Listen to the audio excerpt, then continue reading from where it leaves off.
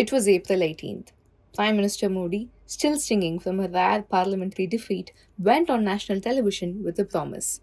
We will remove every obstacle in the path of women's reservation, he said. The day before, his government had failed to pass the Constitution's 131st Amendment Bill in the Lok Sabha. The India Bloc had pulled off its first major legislature win in over a decade and it was celebrating. That was 2 months ago. A lot has changed since.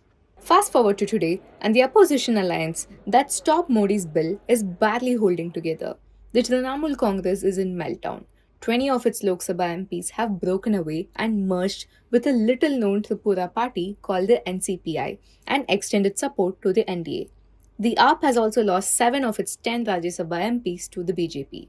And the DMK, MK Stalin's party, one of the most vocal opponents of the Delimitation Bill, has walked out of the India bloc entirely, furious at Congress for dumping it and supporting the Vijay government in Tamil Nadu.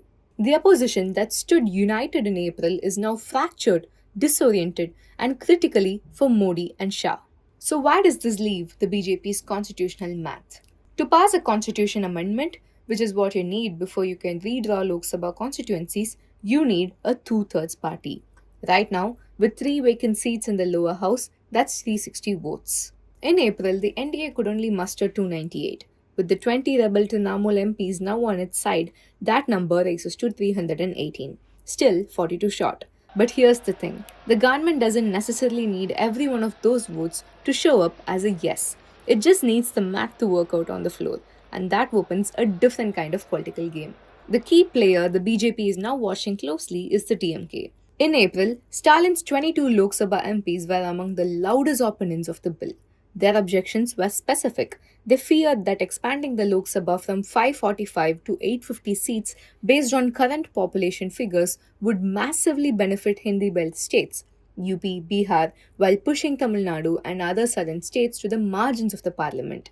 They also said Amit Shah's verbal promises, including a pledge to give all states a flat 50% seat increase to preserve their existing share, weren't written into the bill.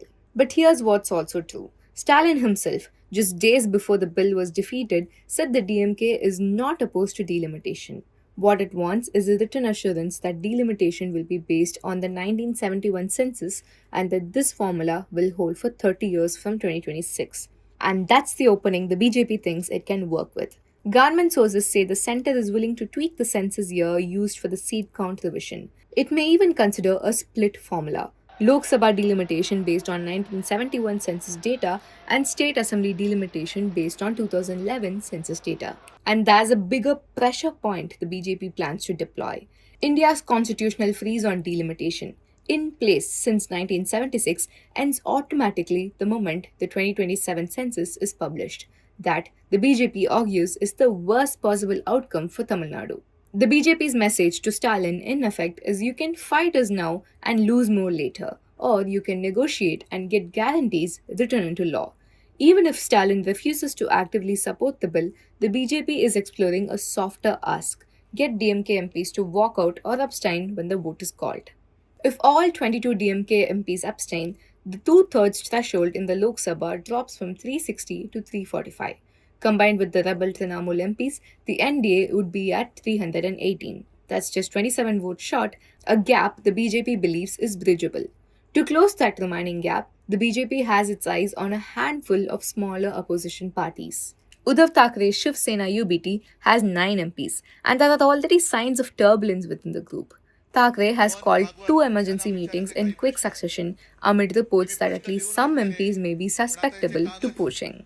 Sharad Pawar's NCP-SP has also come up in BJP calculations, as has the AAP's 3 remaining Lok Sabha MPs. 4 MPs from Jagan Mohan Reddy's YSRCP and the SAD's Harsimrat Kaur Badal are expected to support the government's legislative agenda regardless. In the upper house, the NDA needs 161 votes for a two-thirds majority. It currently commands around 147. That gap is expected to narrow with support from the YSRCP's 7 MPs, BRS's 3 and BSP's 1. Additionally, more Trinamool RS members could resign or cross-vote in the government's favour. The monsoon session in the parliament is expected to begin around mid-July. That's when the BJP plans to test whether these calculations hold. potentially pushing through the Constitution Amendment to expand the Lok Sabha, followed by the Delimitation Bill itself, possibly even the One Nation, One Election legislation. The opposition will resist, but without the unity it showed in April, the question isn't whether it will fight, it's whether it has enough numbers left to win.